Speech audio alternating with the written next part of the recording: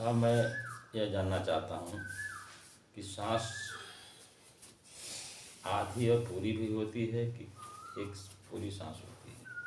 जैसे लोग कभी कहते हैं कि पूरी सांस नहीं ले पा रहे हैं।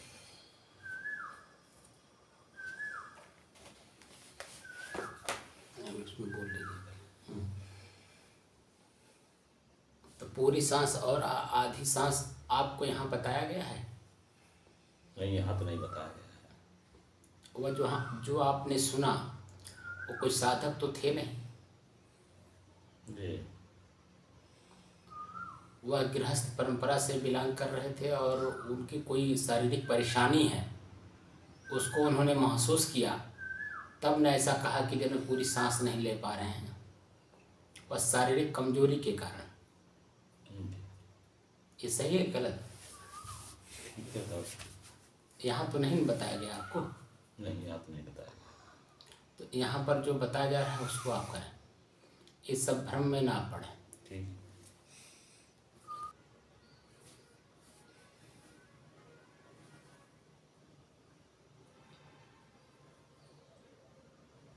आज साधना का 132 दिन, 10 रुपया कर दीजिए। तारीख 17 मार्च सन 2022।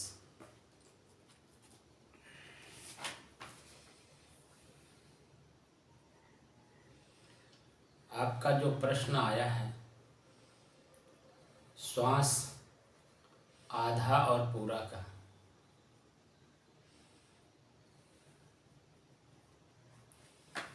जो श्वास आप ले रहे हैं,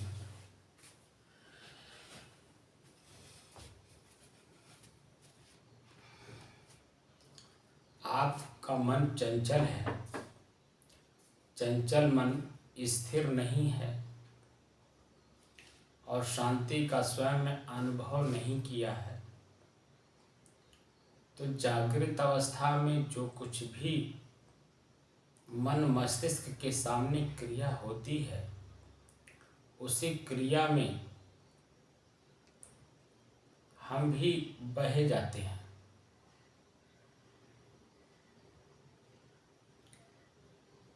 क्योंकि अपनी स्थिरता का ज्ञान नहीं है।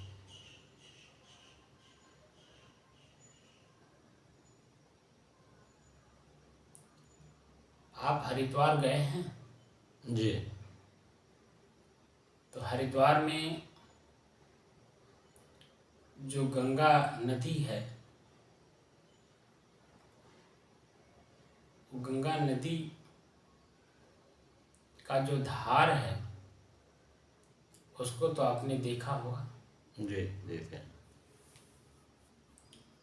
उस नदी को आपने पार किया है? जी, पार किया। पार किया। जब आप नदी के तट पर थे, नदी में घुसने से पहले, तो आपके शरीर में किस तरह की हलचल हो रही थी? क्या इसका आभास उस समय में आपको था? नहीं था। क्यों कि था? आप जब नदी में, हलचल यही था कि मतलब देख रहे हैं धारा बह रहा है, यही हलचल था। नहीं, जो पूछ रहा हूँ तो धारा बह रहा, आंख देख रही है ना। शरीर में जो हलचल हो रही थी, वो उस समय में किस तरह की हलचल हो रही थी? कोई अनुभव याद नहीं है।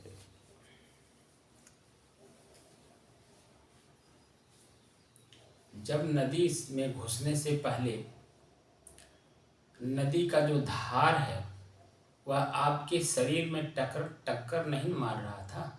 टक्कर मार रहा था, पानी बह रहा था, टक्कर मारेगा। घुसने के बाद ना, घुसने के पहले की बात कर रहा हूँ। नहीं, उतने पहले तो टक्कर नहीं मार रहा था पानी का। ये तो स्पष्ट है ना।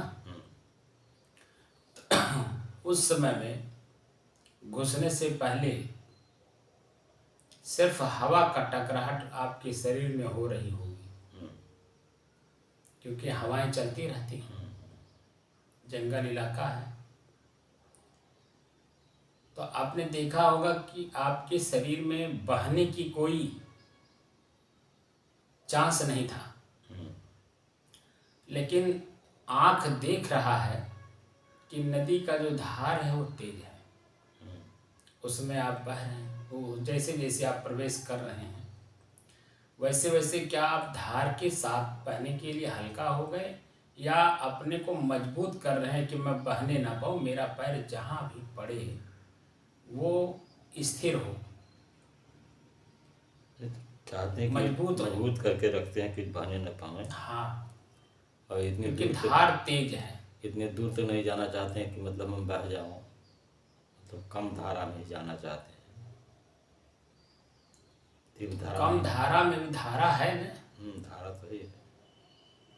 वो कम हो या ज़्यादा हो ये बात नहीं हो रही है, धार है ना। हाँ, धारा है।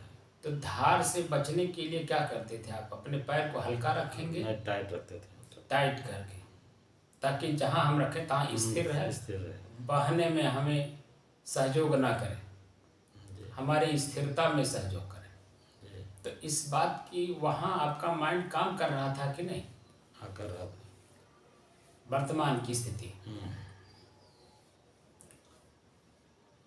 ऐसे ही हम लोग अपने मन की धार में बह रहे हैं, ये हमें पता होना चाहिए।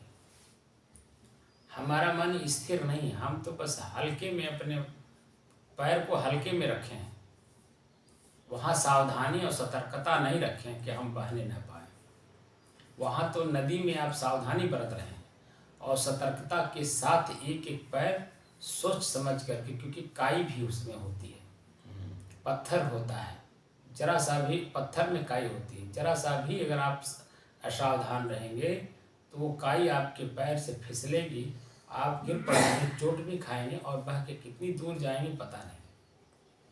तो कितनी सतर्कता और सावधानी के साथ और स्थिर बुद्धि के साथ जब तक आप नदी पार नहीं कर लिए होंगे, आपके 2 मिनट 4 मिनट 10 मिनट जो भी समय लगा होगा, उतने समय आप चंचल मन से नदी नहीं पार किए होंगे। ये बात का एहसास है ना। जी, जी। तो एक छोटी सी नदी जो प्राकृतिक है, उसको पार करने में 10 मिनट 15 मिनट आधा घंटा जो भी समय लगा हो, उसमें कितनी सावधानी के साथ आपने पार किया और कितने ज्ञान का प्रयोग किया वहाँ पे कि ताकि मैं बहने ना पाऊँ। अब आप बताइए, वैसी ही नदी धार बहने वाली समुद्र की तरह है, लंबा, कोई पार्ट ही नहीं है, कहीं आगे उसका छोर ही नहीं है, और उसमें हम जब पार करने के लिए तैयार हैं, तो अगर आप सतर्कता और सावधानी बरत करके और साधन का उपयोग करके अगर आप नहीं जाएंगे तो क्या नदी पार कर पाएंगे? नहीं कर पाएंगे। तो डूब के मरने के अलावा और क्या है बताइए? कुछ नहीं। डूब के मरने के अलावा पीड़ा, दुख, आत्मग्लानि के अलावा कुछ है? अब वह तो समझ में आ रहा है, वो प्राकृतिक है, आँख से दिखाई दे रहा, बाहर की नदी है। आपके अंदर में, आपके मन रूपी नदी में कितना बहाव है, कितना तेजी के साथ है, इसके बारे में आपने देखा, आपने जाना। और आप कहाँ से चले हैं और कहाँ बहते बहते आ गए हैं वर्तमान में, आपको इसका एहसास है? नहीं रहा। तब ये जो मैं आपको श्वास का आभास करा रहा हूँ, अपने श्वास को अलग से देखिए, तो देखने की कला सिखा रहे हैं, प्रयोग करने की कला सिखा रहे हैं। और ये प्रयोग करने की कला मन के द्वारा होता है। जब मन प्रयोग करते करते थक जाता है, उसके यथास्थिति को जान लेता है, तब उसके बाद इसके मन में एक और प्रश्न होता है, ये हमें जनाए क्यों, इसमें क्या रहस्य है, ये श्वास को देखने के लिए क्यों प्रेरित किए, श्वास की बारीकियों को देखने के लिए क्यों कहा है उन्होंने। पहले तो अभी मन थका नहीं, थक करके उस पॉइंट पर गया नहीं, और इस तरह का भाव मन में उत्पन्न हुआ नहीं। तो जब तक ये भाव उत्पन्न नहीं होगा, अपने आप का अनुभव कैसे करेंगे, मैं कौन हूँ, इसका आभास कैसे करेंगे? अभी तो मन के द्वारा हम मैं कौन हूँ का अभ्यास कर रहे हैं। उसको देखने का अभ्यास कर रहे हैं, तो अभी मन की गति तक तो हम पहुँचे कि मैं कौन हूँ, मैं कौन हूँ, ये बोलने वाला भी मन ही है। इतनी सूक्ष्मता आपको पता है? नहीं पता है। तो श्वास में उलझने से क्या फायदा आपको? श्वास हमारा आधा चल रहा है, पूरा चल रहा है। ये आभास करने वाला कौन है? मन ही तो है। शरीर स्वस्थ है, किसी प्रकार का कोई शरीर में पीड़ा, दुख, दर्द, खुजली, तनाव, खिंचाव कुछ नहीं है। मन आपका बाहर घूम रहा है, अभी ये काम कर लें, अभी वो काम कर लें, अभी खेत में चले जाएं, अभी दुकान पे चले जाएं, अभी इनसे मिल लें, उनसे मिल लें, यहाँ चले जाएं, वहाँ चले जाएं। लेकिन जैसे ही आपके अपने ही शरीर में किसी तरह का एक शरीर जुकाम ही हो जाए, तो आपको अपने शरीर का आभास होता है ना? होता है। तो क्या करते हैं आप? जो सर्दी जुकाम बुखार आपको हुआ है, पहले इसे निस्तारित करेंगे या खेत दुकान या अन्य लोगों से मिलने की पहले प्रेरणा करेंगे? मन में क्या उत्पन्न होता है? पहले निस्तारित करेंगे, अपने शरीर को शुद्ध करेंगे। पहले निस्तारित करेंगे ना। शुद्ध रहेगा तो वह तो कहीं जाएगा, करेगा। बिल्कुल सही बात है। जब शरीर अपने आप में स्वस्थ होगा, तभी ये दौड़ने में, काम करने में और कराने में, मिलने जुलने में, हर चीज में ये आपको आनंदित करेगा, ये ना। लेकिन आपका शरीर जब स्वस्थ नहीं है तो क्या किसी काम में मन लगेगा? पहले तो आप अपने पीड़ा को, दुख को मिटाने की कोशिश करेंगे, दवा खाएंगे, इनसे उनसे सलाह लेंगे, बहुत सर्दी हो गया, जुकाम हो गया, बुखार हो गया है, बहुत पीड़ित हूँ, इसका कोई उपाय बताओ। तो उपाय बताने वाले जितने लोगों से आप बोलेंगे, उतने लोग उतने प्रकार का आपको उपाय बताएंगे कि नहीं? बताएंगे, अपने अनुभव बताएंगे, सभी बताएंगे। जिसके पास जितना अनुभव है, जितना जानकारी है, उतना वो बताएगा। और आप हर जानकारी को उसको प्रयोग करने का प्रयास करते हैं ताकि मेरा पीड़ा दूर हो। ये न होता है। जब तक आपका पीड़ा दूर नहीं हो जाता है, क्या दूसरे जगह आपका मन लगता है? नहीं लगता है। नहीं लगता है। ये तो सब अनुभव की बात है ना, सच्चाई है। अनुभव की बात है, सच्चाई है। अब आपकी उम्र 75 साल है और आपने समाज के हर चीज को देख लिया, जान लिया, छू लिया, भोग लिया। अब कोई शंका किसी चीज में आपकी रह नहीं गई। और पहले से भी आप ये जानना चाहते थे कि आखिर अध्यात्म है क्या, भगवान कौन है, कब मिलेगा, कैसे मिलेगा, मेरा दुख कैसे छूटेगा। इसके बारे में जो अंतः पीड़ा थी, उस पीड़ा को समझ करके आप अनेकों संतों का, अनेकों जगहों पर जा करके अनेकों लोगों से इस बात की जानकारी प्राप्त करने की कोशिश की। आपने समय भी बहुत उन लोगों के साथ खोया, धन भी खोया, सेवा भी आपने की, सब कुछ किया आपने, लेकिन मन में जो आपकी जिज्ञासा थी वो यथावत बना ही रहा। सही है ना जी। लेकिन अब जब आप सही मार्ग मिल गया है और 4 लेन सड़क मिल गई, तो आपकी मंजिल चलने में आपको आसानी होनी चाहिए। क्योंकि आपकी मंजिल में जो 4 लेन मिला है, उसमें लिंक रोड रास्ते में बहुत मिलेंगे। बात समझ रहे हैं? जी। बहुत लिंक रोड मिलेंगे। तो क्या करें, हम उस लिंक रोड को भी देखते चलें या उन्हें छोड़ते चलें? आप बताइए। छोड़ते चला थोड़ा तो ज़्यादा जल्दी पहुँचेंगे। ये सब लिंक रोड हैं। श्वास पूरा है क्या अधूरा है, ये सब लिंक रोड है। आप बस सिर्फ अपने से अलग होकर अपने श्वास को देखने का अभ्यास करिए। जितना ही आपका श्वास आप देखने में आप मजबूत होंगे, तो उसके बाद में आपको अपने आप प्रतिध्वनि होगी। प्रतिध्वनि का तात्पर्य होता है, अभी मैं श्वास को देख रहा था, श्वास हमें दिखाई दिया, अब मैं देखने वाला कौन हूँ? श्वास तो हमें दिख गया, समझ में आ गई, तो श्वास को देखने वाला कौन है? उसे भी तो देखना है। क्यों? जी। तो जब हम देखने की कोशिश करेंगे तभी तो हम जान पाएंगे कि आखिर इस श्वास को देखने वाला मैं कौन हूँ। तो वह आभास की चीज़ है, वहाँ मन भी नहीं होगा। ये जो श्वास को देखने की कला सीख रहा है, ये है मन। मन की गति दो रूपों में चलती है, आपको पता है ना, शुद्ध और अशुद्ध, हानि और लाभ, पाप और पुण्य, ये दोनों गति मन की ही है। मन और आत्मा, आत्मा भी मन का ही पर्यायवाची है। मन कब मन है? जब मन दुखी है तब मन मन है। मन सुखी है, प्रफुल्लित है, प्रसन्नचित है, वही आत्मा है। लेकिन है तो मन ही। इन दोनों से परे, इन दोनों को चेतना देने वाला, दोनों को शक्ति देने वाला वो कौन है? जिन शक्तियों के द्वारा ये शक्तिमान है, और उसका जो स्रोत है वो कहाँ है? जो शक्ति का स्रोत है वो कहाँ से है? तो स्रोत के पास जब आप जाएंगे तब न चेतना का आभास होगा, और वो चेतना का आभास वहाँ मन एकदम बिल्कुल होगा ही नहीं। मैं बार बार आप लोगों को बताता हूँ कि जो निद्रा अवस्था का जरा आभास करिए, सोते समय, सोने से पहले कि मन की गति को देखिए।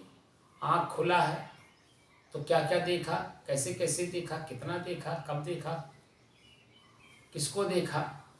आँख बंद करने के बाद क्या दिखाई दे रहा है।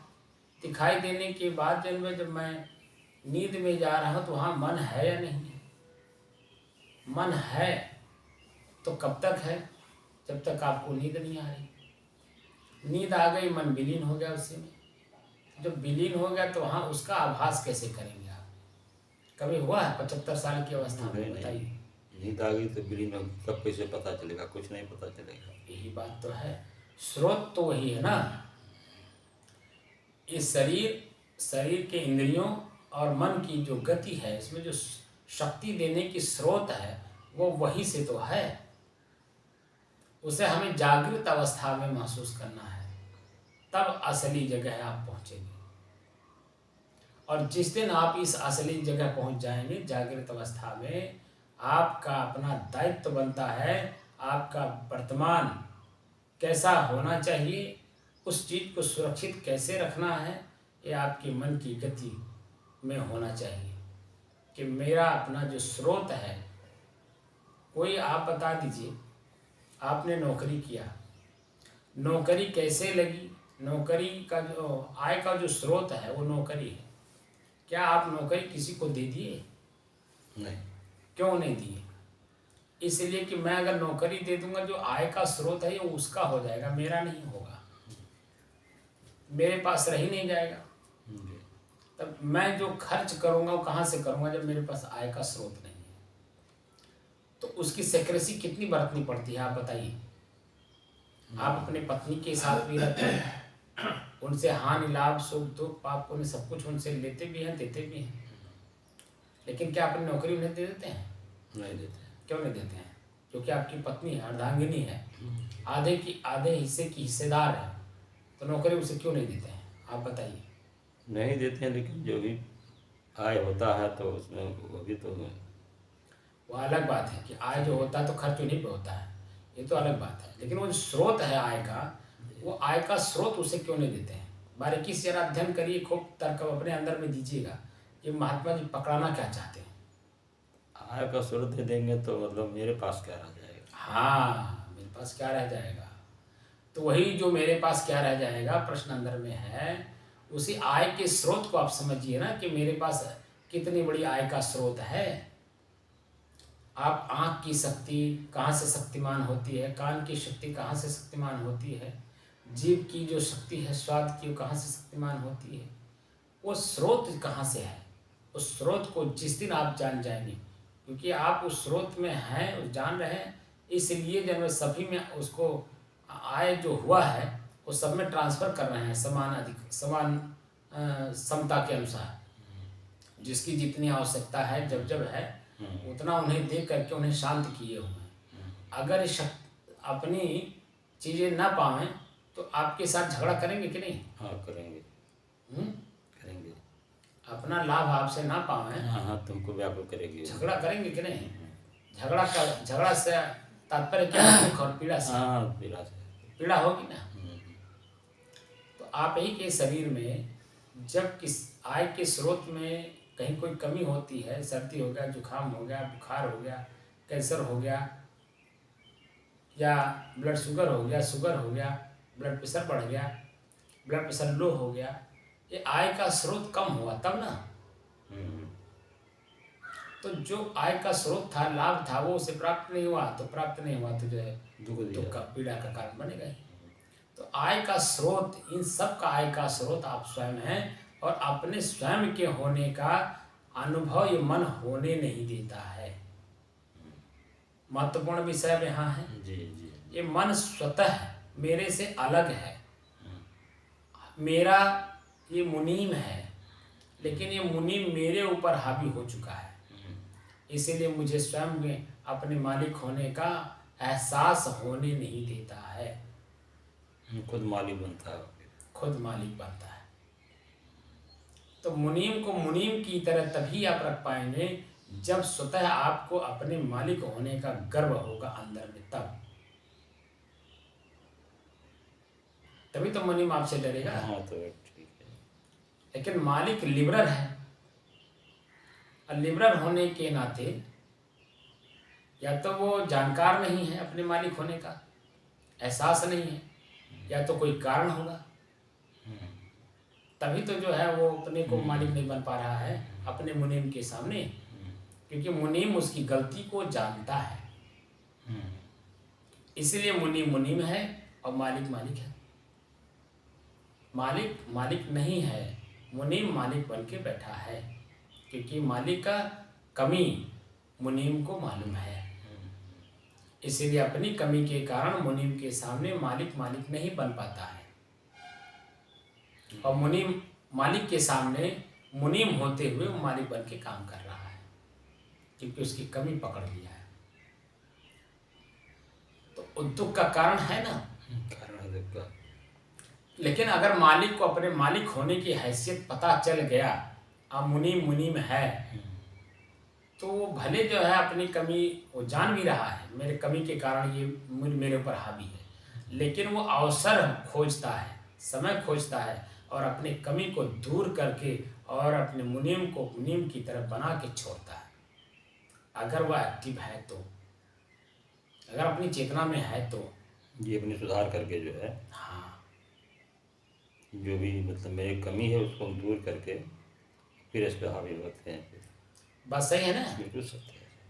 तो अपनी कमी हम दूर करें ना पहले, तो कमी दूर करने के लिए जब पहले श्वास को देखने की कला आ जाएगी ना, तो अपने ही अंदर में अपने इंद्रियों के जो विषयों में हम आसक्त हैं, ठीक है, तो ये मन मुनीम को पता है कि ये हमारा मालिक किस किस चीज़ों में इसकी कमजोरी क्या है, मेरे ऊपर हावी होना चाहेगा तो मैं इसकी कमी को दिखा के इसको पटक दूंगा।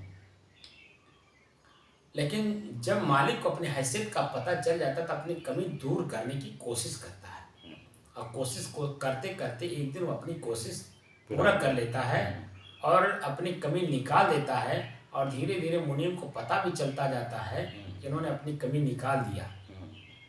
इसलिए मुनीम कमजोर होता चला जाता है और मालिक अपनी हैसियत में आ जाता है। तो मुनीम भी अपनी हैसियत में आ जाता है, तब वह मालिक के अधीन हो जाता है। तब वो अपने में मालिक नहीं बन पाता है, तो वो मालिक के अधीन हो जाता है।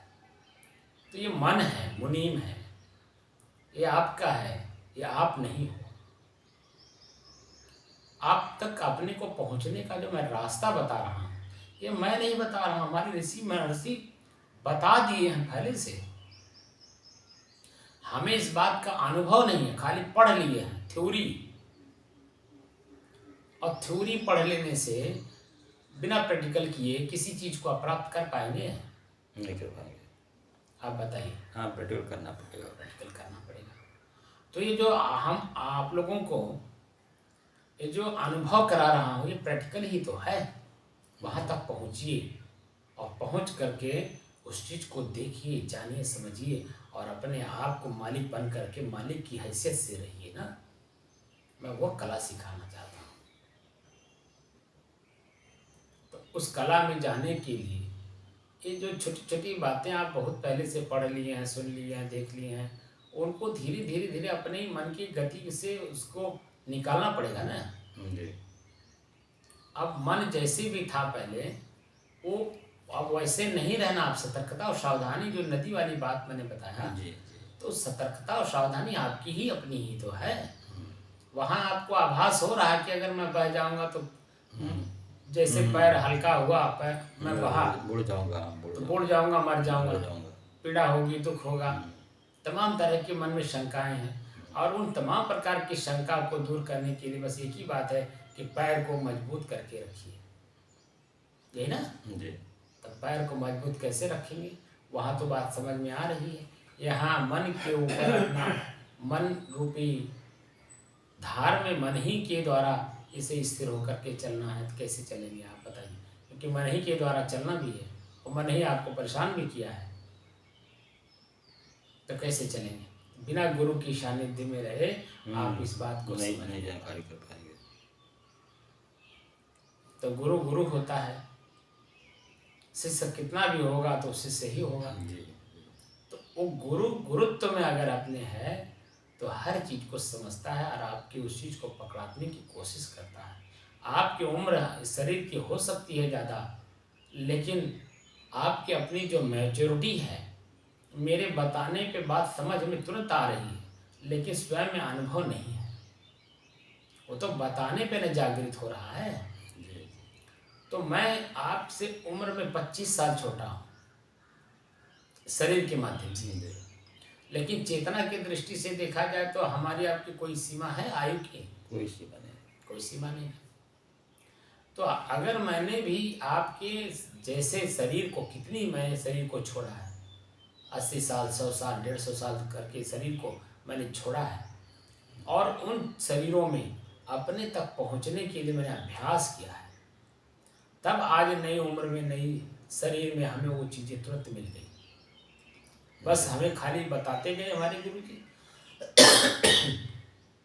मैं उसका अनुभव करता गया और स्वतः मैं अपने आप में जागृत हो। आज हमारे गुरु जी नहीं हैं, उनको शरीर छोड़े 7 साल हो गए। 2015 में उन्होंने शरीर छोड़ा था, आज 7 साल हो गया, 22 चल रहा।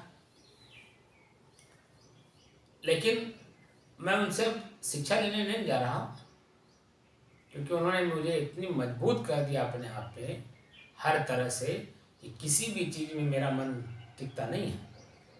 कि घर नहीं है, घर चू रहा है, हमको कोई पीड़ित कर रहा है, दुखी कर रहा है, ये है वो है, वो सब से ऊपर उठा दिया है।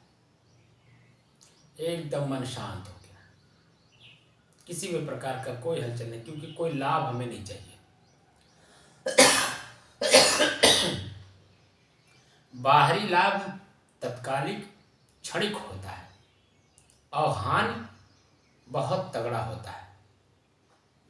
लाभ क्षणिक दिखा करके मन अनंतो हानि के गर्त में डाल देता है, उसका परिणाम दुख और पीड़ा है।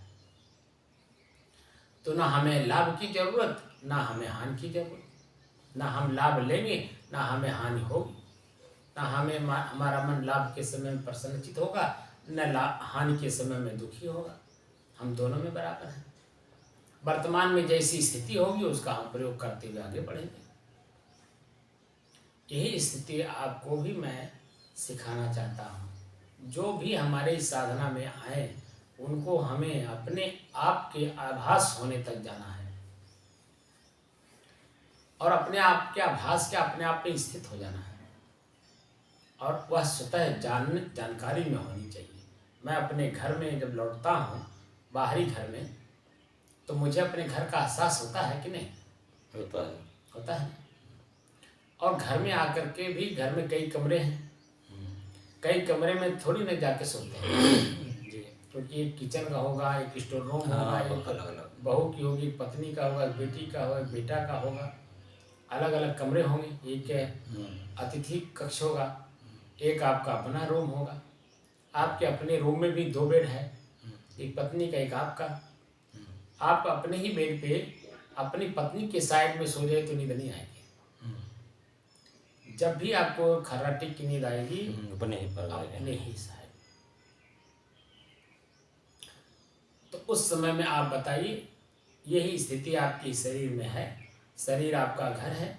इस शरीर में अनेकों कमरे बने हुए हैं, आँख, नाक, कान, हाथ, पैर, गुदा, लिंग, कितने इसमें घर हैं।